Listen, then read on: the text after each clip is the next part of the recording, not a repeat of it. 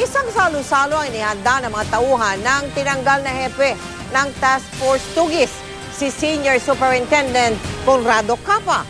Bagamat dismayado sa pagkalipat niya ng opisina, umaasa si Capa na ipagpapatuloy ng Task Force ang nasimula nilang trabaho. Nakatutok si Rafi Tima live mula sa Camp Crame sa Quezon City. Rafi?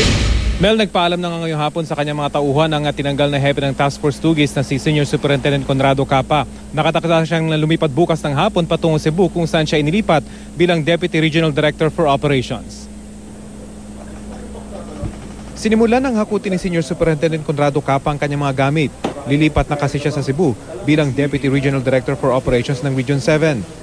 Plano naman daw talaga niyang sumunod sa utos na lumipat kung hindi lang dahil sa anyay maling paliwanag ng PNP na hakbang tungo sa promotion ng kanyang pag-alis sa Task Force Tugis. Paniwala ni Capa, kaya na ng kanyang mga tauhan ay pagpatuloy ang kanilang nasimulan. There's no break in our manhunt. Bukas, deploy na naman yan.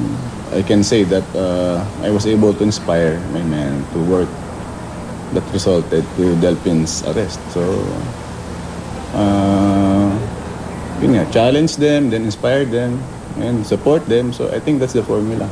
Bukod kay Lee, nasa kainitan din daw kasi sila ng manhunt para sa natitira pang 4 sa 5 high-profile most wanted ng PNP. May isang araw na malapit ng matunton, pero hindi pa raw pwedeng pangalanan. At kung ang PNP, tila hindi raw binigyang halaga ang nagawa ng Task Force Tugis na nakaaresto kay Lee, ang Volunteers Against Crime and Corruption may parangal daw para sa kanya at kanyang mga tauhan. Tentatively scheduled on Monday. So, of course, every chance na people recognize you, it somehow overcomes all your negative emotions. Mas masarap tong mga ganyan eh. Diba? So, it's a good thing. Kaya nga kanina, masaya sila naghanda ng munting salo-salo para sa papalis na hepe. Pagpapakita umano ito ng kanilang pagkakaisa sa Task Force Tugis. Masama man ang loob sa paglipat, itinanggi ni Senior Superintendent Capa ang pahayag ni Pag-ibig Assistant Secretary Daniel Subido na muntik pang pakawalan ng PNP si Delphin Lee matapos siyang maaresto. Pero hindi totoo yan kasi that time na dumating siya rito, na-present na namin si Delphin Lee, yung picture niya at least. Na-interview na ako, na-interview na si Colonel Coronel, tapos na yung booking.